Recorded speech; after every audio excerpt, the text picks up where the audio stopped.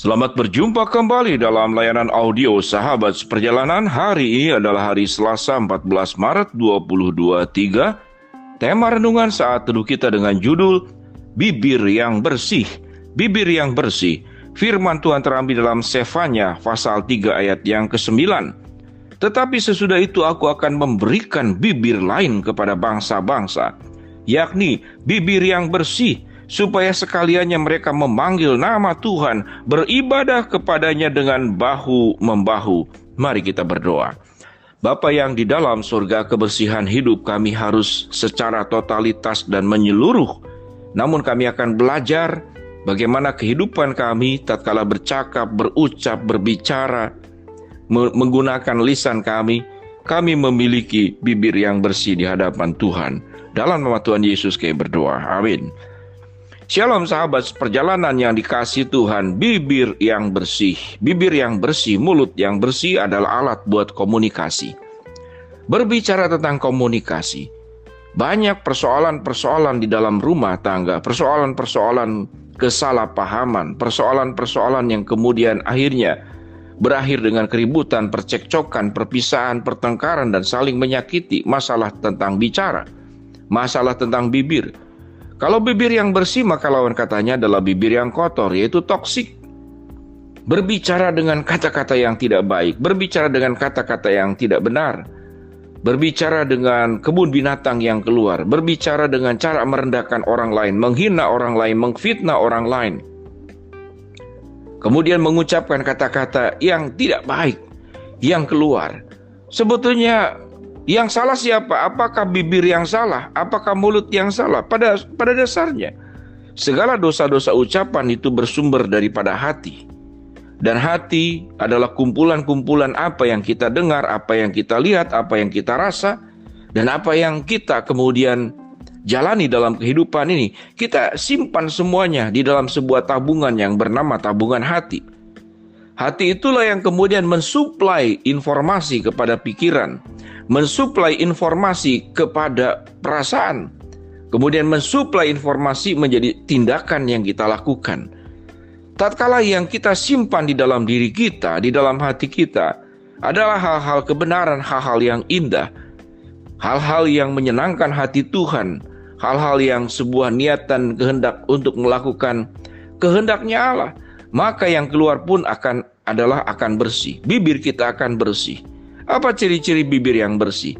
Bibir yang bersih yang firman Tuhan katakan, yakni bibir yang bersih, supaya sekaliannya mereka memanggil nama Tuhan, beribadah kepadanya dengan bahu-membahu.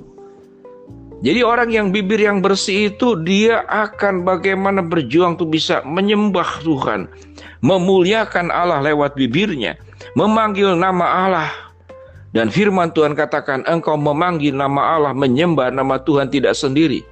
Catatan Alkitab mengatakan pada ayat yang ke-9 pasal ke-3 dari kitab Sefanya, engkau beribadah, engkau memanggil nama Allah dengan bahu-membahu. Artinya ada komunitas yang baik.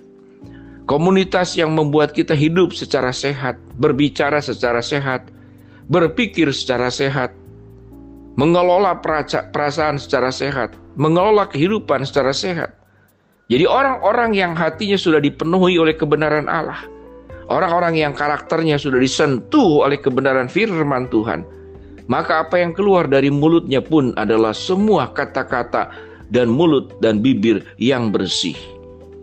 Sahabat seperjalanan, kalau kita boleh menelisik, menyelidiki tentang hidup setiap sahabat seperjalanan, coba ingat-ingat kembali siapakah orang-orang yang mengucapkan kata-kata yang sampai saat ini menjadi luka terdalam dalam kehidupan setiap sahabat seperjalanan.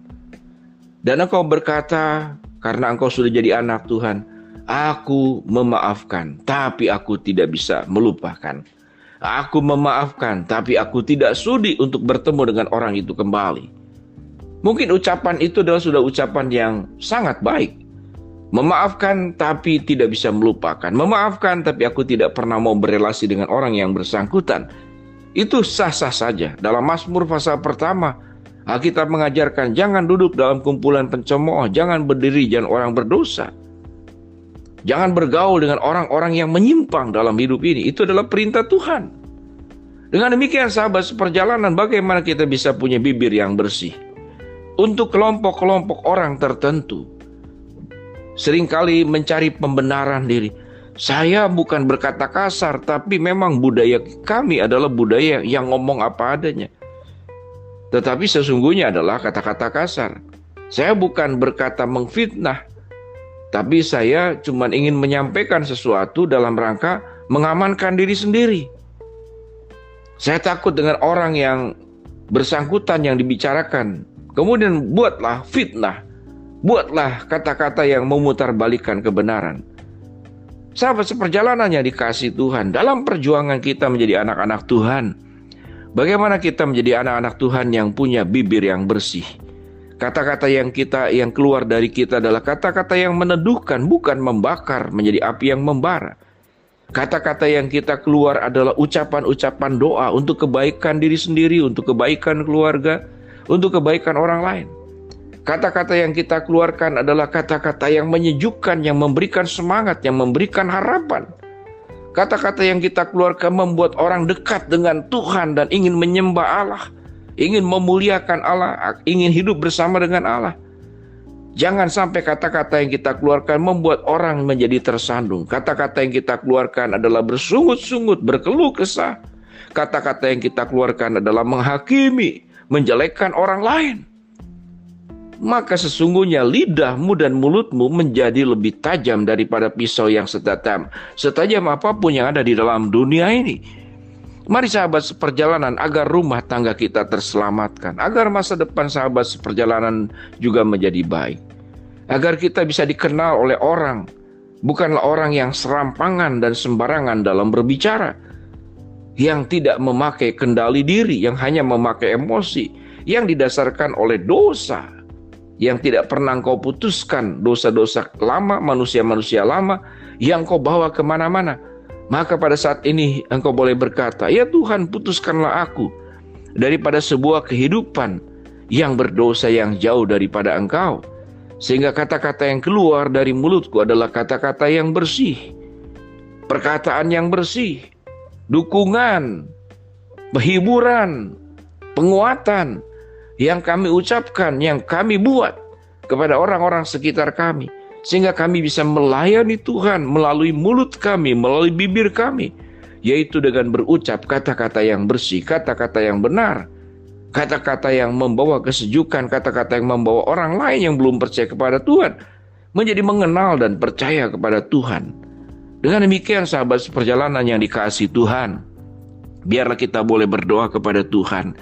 Ya Bapa, ya Yesus, ya Roh Kudus, hari ini berikanlah kepada saya hati yang bersih, sehingga dengan hati yang bersih, aku bisa berkata-kata dengan kata-kata penuh hikmat, kata-kata yang membangun, kata-kata yang memberkati, bukan kata-kata yang melukai dan membunuh kehidupan dan masa depan orang lain. Biarlah itu menjadi doa setiap sahabat seperjalanan, dan tentunya juga doa buat saya pribadi, untuk sama-sama berkembang dan maju di dalam setiap keadaan, agar kita memiliki kata-kata yang bersih dan hati yang bersih. Mari kita berdoa. Bapa yang di dalam surga, terima kasih buat kebenaran firman Allah yang kami baca dalam kitab Sefanya pasal 3 ayat ke-9. Biarlah kami menjadi pribadi yang terus diberkati oleh Allah, karena kata-kata yang keluar dari mulut kami adalah kata-kata yang bersih. Hamba-Mu berdoa buat sahabat seperjalanan yang sedang sakit, Tuhan jamah sembuhkan. Sahabat seperjalanan yang sedang menghadapi masalah, Tuhan bukakan jalan. Sahabat seperjalanan yang sedang berdoa mengharapkan sesuatu dari Engkau, ya Tuhan, Engkau kabulkan dengan cara dan waktunya, Tuhan. Dalam nama Tuhan Yesus kami berdoa. Amin. Shalom sahabat seperjalanan, selamat berjuang hidup dengan kata-kata yang bersih. Amin.